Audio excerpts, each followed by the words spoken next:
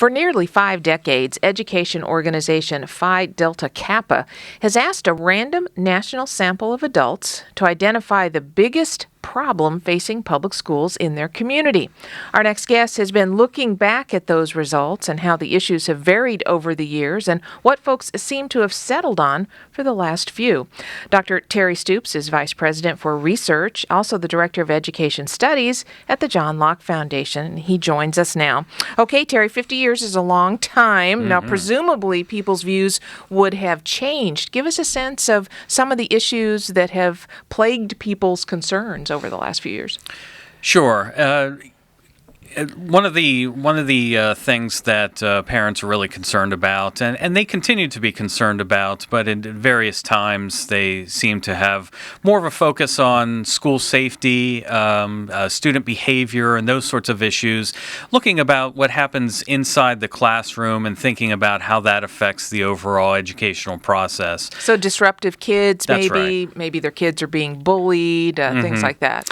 That's right. And one thing to note about this poll question in particular is they leave it wide open. So a parent doesn't have a list of things that they can choose from. They basically come up with an answer on their own.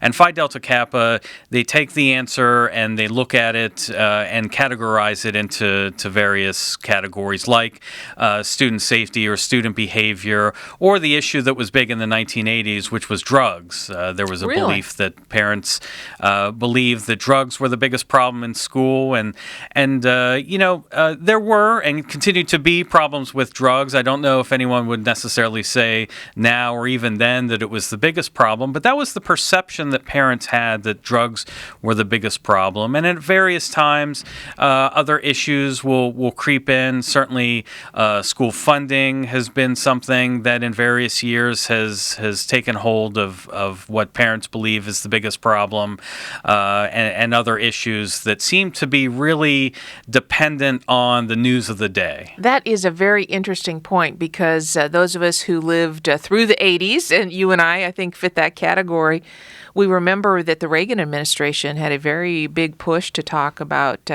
kids and saying no to drugs, etc. That was widely in the media for a very long time. You kind of have to wonder if maybe that impacted what people were thinking was going on in schools.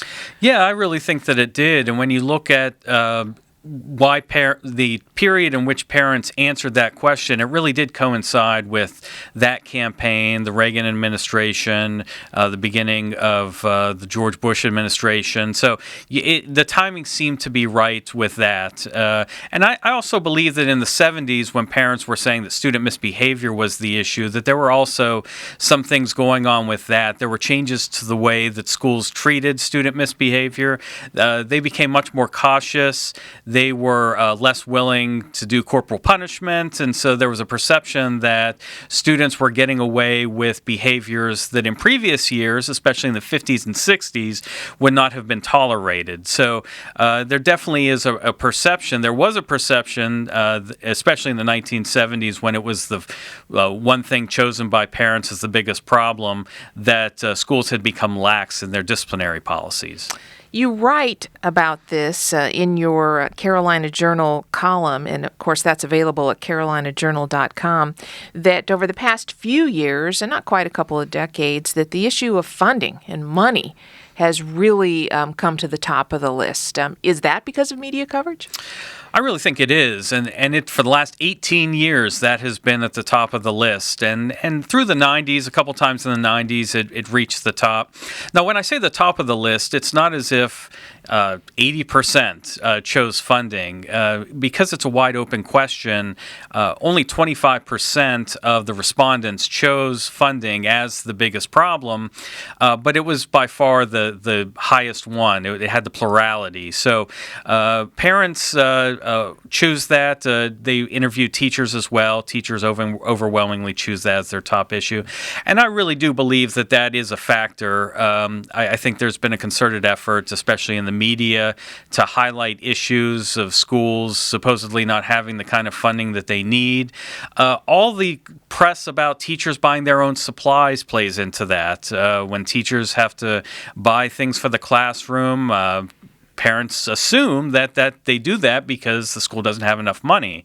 So all of these things combine to create the perception that there's a money problem in schools, and that that really is the biggest problem. And by connection to that problem, the way to solve schools' problem is to increase its funding. Are the survey respondents, Terry, perhaps equating more money equals more learning? I believe so. And, the connection is made in various ways. Some people believe that if schools had more money, they'd be able to lower class size or provide specialized programs or hire more teachers. I don't know if they necessarily make that connection, but the one thing that I've noticed about a lot of parents is it's an easy answer. It's an answer that's not complex. There's a public policy way to go about solving the problem. A lot of people say that the biggest problem that schools face is students' poverty, their their home life. There's really no easy way to solve that problem. And so rather than having to take on those issues, which are very difficult, they just say more money. That's easy. How does that happen? The legislature, Congress spends more money on public schools. And so that's an easy out for parents. It's an easy, logical connection for them to make. But I don't think it really gets to the heart of the challenges that schools face or would be the magic bullet in raising student achievement. What does the research say about the connection between how much money you spend and how well kids are doing in school? Well, it's really mixed. There was several decades of research that said that there wasn't much of a connection. Some very recent research says that there might be a connection. But here's the twist with some of that research that's coming out. And it's an empirical research that simply looks at test scores as compared to money spent. We don't know how this money was spent. We know that the states, school districts spent more money. We don't know how they spent it. So if we're looking for a public policy solution, just throwing more money at schools sometimes may work, but we can't really tell how it was spent. And that's the one thing I think we need to focus on in this whole debate about whether we should spend more money on schools is that you can throw more money at schools and spend it terribly and it not have any effect on student achievement.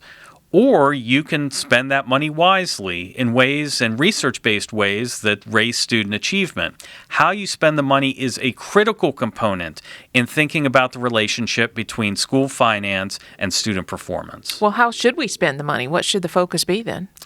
Well, the one way that I think that we need to go about it is thinking about how we can recruit better teachers to the profession and keep our great teachers in the classroom. So often teachers find that the only way to get a raise is to become a school administrator. I would like to see us give these teachers additional funds so that they can stay in the classroom and continue to be great teachers. That's one way I think we can effectively spend money. There are other ways that we can improve student achievement, I believe, without spending another dime, and that's to open up school choice to as many students as possible. If we can tailor their education to their needs, which is what school choice does, then we have a better chance of them performing well on state tests and doing well in life.